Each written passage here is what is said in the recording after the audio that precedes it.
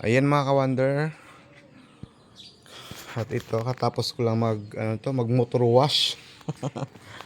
Ayan. Katapos mag motor wash kay Blessed Inmax.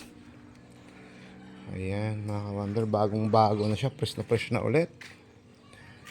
Ayan. Siyempre mga ka-wonder, nilagyan ko ito, nito. Ayan.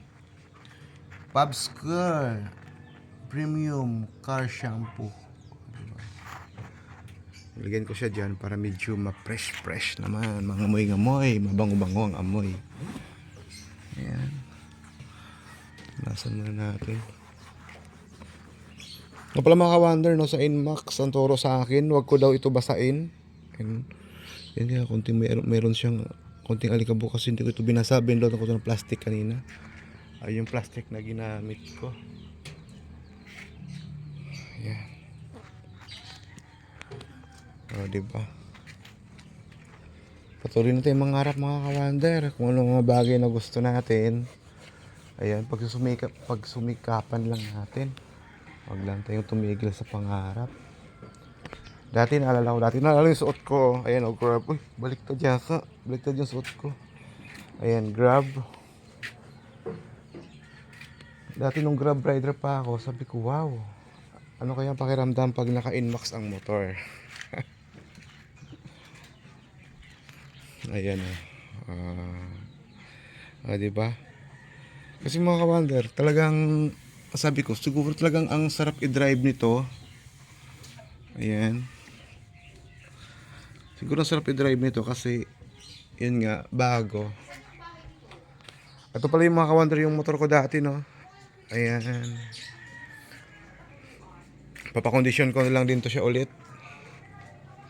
Ayan, ipunta ko to sa paggawaan. Siyempre si Blessed Tri-Motor. Ayan, si Blessed Tri-Motor.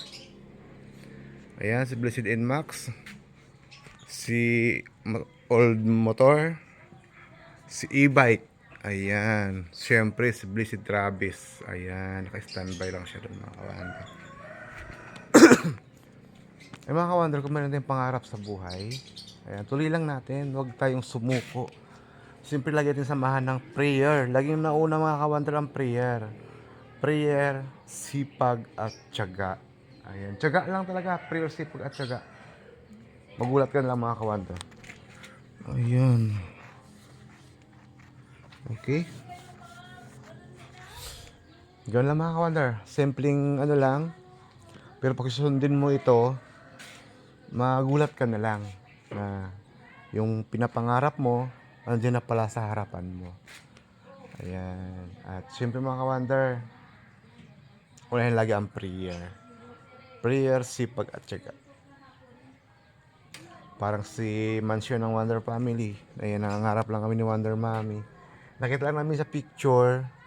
Tapos pinag-pray namin. Ayan. Dito na siya sa harapan natin. Kasi mga ka-wonder dyan na nangangarap, tuloy nyo lang. Huwag kayong sumuko.